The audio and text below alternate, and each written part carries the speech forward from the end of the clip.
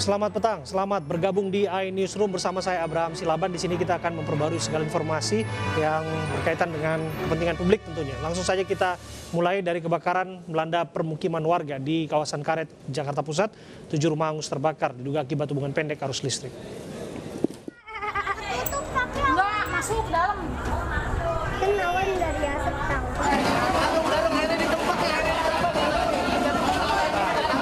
Api dan asap tebal muncul di permukiman warga di Jalan Karet, Pasar Baru Barat, Tanah Abang, Jakarta Pusat pagi tadi. 7 rumah warga hangus terbakar diduga akibat hubungan pendek arus listrik.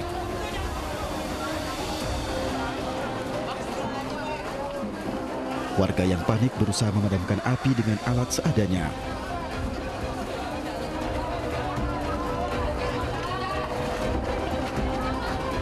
Beberapa saat kemudian, 14 mobil damkar dikerahkan ke lokasi. Akses jalan yang sempit membuat petugas kesulitan menjangkau lokasi kebakaran.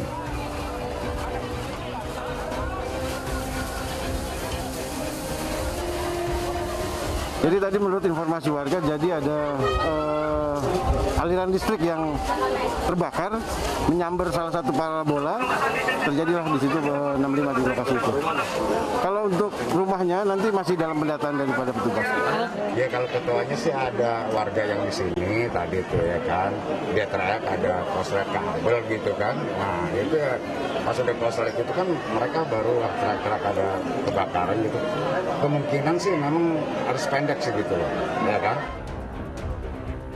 12 kepala keluarga dengan 80 orang kehilangan tempat tinggal dan mengungsi di sebuah masjid di sekitar lokasi. Kebakaran juga sempat terjadi 3 hari lalu di RW yang sama dan tidak ada korban jiwa dalam peristiwa ini.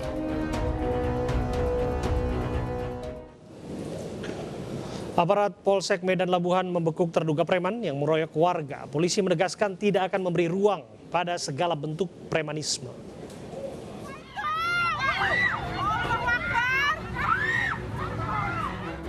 Inilah detik-detik video saat sekelompok terduga preman mengeroyok seorang warga di Jalan Veteran Pasar 6 Desa Manunggal, Kecamatan Labuhan Deli, Sumatera Utara.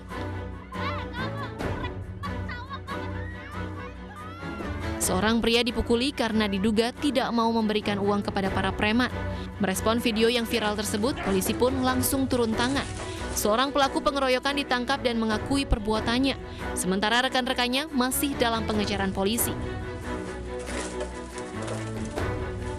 Pengancaman pemerasan dan terjadi 170 terhadap warga yang dilakukan oleh 8 orang yang identitasnya kemarin belum kita ketahui, dan 1 orang berhasil kami amankan inisial RH.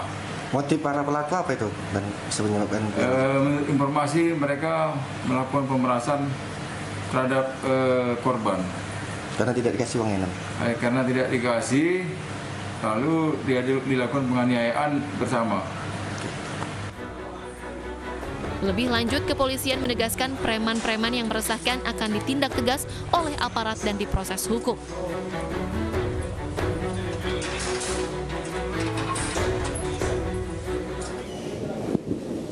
Korban dugaan kasus penipuan investasi bodong terlibat cekcok dengan polisi. Video cekcok tersebut viral di media sosial. Tapi kamu memegang. Hah?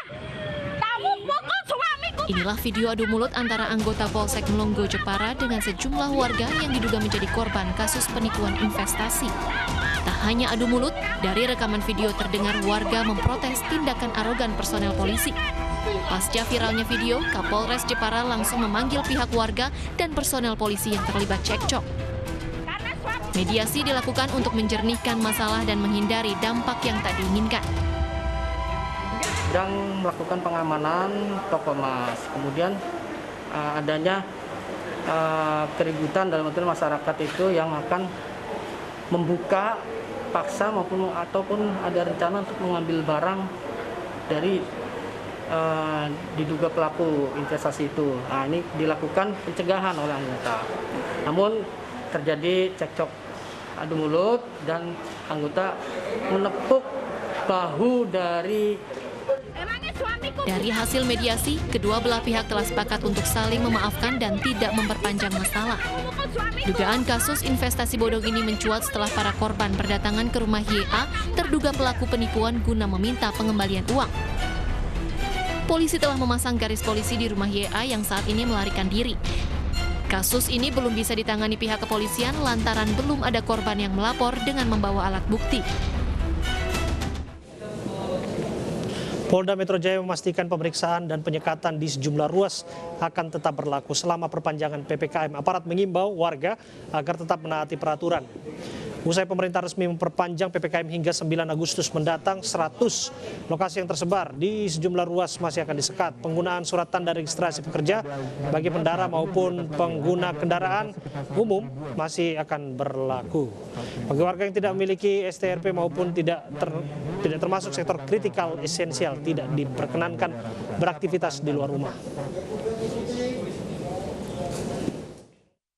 Nah, ke depan ada beberapa hal yang tentu ini masih dalam kajian, ya, tentu masih dalam kajian. Misalnya, apakah kita akan mengembalikan lagi PPKM pembatasan mobilitas pada ruas jalan tertentu? Karena kan ini ada yang berakhir jam 8, mungkin kita berlakukan lagi pembatasan kayak di Kemang, Jalan Sabang, Bulungan dan seperti dulu, ya. 100 titik penyekatan belum berubah, kita tetap melakukan pemeriksaan dan penyekatan walaupun tentu secara lebih selektif. Anak Akiditio, Herianti Putri, mangkir dalam pemeriksaan lanjutan atas kasus sumbangan 2 triliun. Sementara itu Polda Sumsel menegaskan kasus Putri Akiditio masih diperiksa ataupun masih sebagai terperiksa. Klaim sumbangan 2 triliun untuk penanganan COVID-19 dari pengusaha Akiditio masih menjadi misteri. Usai pemeriksaan perdana Senin kemarin, hari ini pemeriksaan terhambat karena Herianti mangkir dari pemeriksaan. Polda Sumatera Selatan pun masih menyelidiki penyebab tak kunjung cairnya uang 2 triliun tersebut. Statusnya bagaimana Pak untuk yang masih kita dalam, kan belum masih dalam proses penggalian pada yang bersangkutan. berarti belum cair dana itu ya Pak ya? Belum. Makanya itu yang kita tanyakan, apakah ada kendala? Dan kalau memang ada kendala, kita akan bantu untuk menyelesaikan. Sebelumnya Herianto Tio, anak Akiditio tersebut, juga pernah tersandung kasus penggelapan. Herianti pun kerap tak hadir dalam panggilan pemeriksaan. Hingga kini status Herianti masih sebagai terperiksa setelah sebelumnya sempat beredar kabar sebagai tersangka penyebaran berita bohong. Kita akan tersambung dengan kontributor iNews di Mapolda Sumsel, Firdaus Abu Bakar. Assalamualaikum, selamat petang Firdaus. Ya, selamat petang Abraham. Ya, Firdaus, apakah ada rencana polisi memanggil paksa saksi dalam kasus ini Herianti? Ya, saat ini saya melaporkan langsung dari Mapolda Sumatera Selatan, di mana kita ketahui dari pemeriksaan hingga pukul 11 malam, rencananya Herianti akan melakukan dia atau dimintai keterangan pada pagi hari ini. Namun sejauh ini sampai di laporan yang kami terima, baru sore ini kami dapat informasi bahwa yang bersangkutan sedang sakit. Abraham. Kemarin kan sudah dilakukan pemeriksaan, sempat simpang siur informasinya antara tersangka dan saksi. Disebutkan oleh Dirkrimum statusnya sebagai seorang tersangka, namun Dirintel maksud kami, namun kemudian diralat oleh Kabid Humas Polda sebagai saksi. Apa yang benar? Ya, benar sekali Abraham. Namun informasi yang terupdate yang baru kami terima, di mana sekitar pukul 4 sore tadi dilakukan press release yang dipimpin langsung oleh Kabid Humas serta Direskrimum, di mana pernyataan pada saat press release tadi bahwa saat ini posisi ataupun status Herianti hanyalah sebagai saksi. Itu terbukti dari telah menyebarnya adanya giro, di mana setelah dilakukan penyelidikan oleh pihak Polda Sumatera Selatan, benar adanya uang tersebut, namun isi daripada giro tersebut tidak mencapai dari 2 triliun rupiah, Abraham.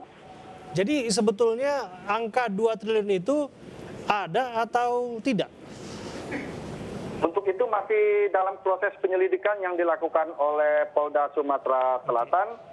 Namun sejauh ini dari pengakuan Direktur Reserse Kriminal Umum Polda Sumatera Selatan, untuk pemeriksaan baru 5 saksi yang dimintai keterangan. Jadi pemeriksaan tetap berlanjut untuk memastikan lebih lanjut 2 triliun rupiah tersebut, Abraham. Oke, yang jelas ini kan belum pasti. Jadi ada kemungkinan penipuan di sana. Jangan-jangan yang bersangkutan juga sakitnya juga ini perlu dipertanyakan. Beneran sakit atau betulan atau tidak sebenarnya? Ya, informasi dari Kabid Humas ataupun dari Direktur Reserse Kriminal Umum tadi untuk langsung mempertanyakan dan mengecek terkait kesehatan Herianti, dan bila mana diperlukan dokter dari Bayangkara Polda Sumatera Selatan siap untuk melakukan pemeriksaan, Abraham. Oke. Bagaimana kemudian ujung simpang siurnya kasus ini? Menangkap persepsi masyarakat di sana yang tadinya sudah publikasinya kita dengar luas akan mendapatkan insentif ataupun bantuan hibah maksud kami 2 triliun, tapi pada kenyataannya dalam tanda kutip ini hoax karena belum terwujud. Dari hasil pemeriksaan sementara yang dilakukan oleh Polda Sumatera Selatan, untuk memastikannya giro tersebut memang sudah dipertanyakan, namun dari pihak bank belum tidak bisa untuk memberikan kepastian oleh karena masih dilindungi oleh Undang-Undang Perbankan bahwa memang benar ada uang di tabung giro tersebut, namun diakui memang betul tidak mencapai 2 triliun rupiah, Abraham. Berapa kira-kira besarannya? Tadi sudah dipertanyakan oleh rekan-rekan jurnalis, namun pertanyaan tersebut masih tidak dijawab. Masih tersembunyi tetap dari pihak perbankan, Abraham. Soal ini bahwa Herianti diduga meminjam uang alias mengutang 3 miliar. Dan ada juga informasi yang mengatakan ia memiliki kekayaan ataupun properti di Singapura atau di negara-negara lain. Apakah ini bisa dipastikan kebenarannya? Sejauh ini informasi yang kami dapat masih dalam tahap pemeriksaan oleh Direktur Kriminal Umum Polda Sumatera Selatan, karena masih ada step by step yang harus dilakukan secara standar operasi penyelidikan, Abraham. Oke. Terima kasih. Apapun itu yang namanya niat baik seharusnya sudah dipenuhi dengan baik, tapi tersisa demikian narasi yang berkembang di masyarakat. Kita harapkan ada informasi terang-terangnya. Terima kasih atas informasi Anda, Firdaus. Perubahan warna pesawat kepresidenan menjadi sorotan. Jangan kemana-mana, kami hadirkan informasinya saat lagi.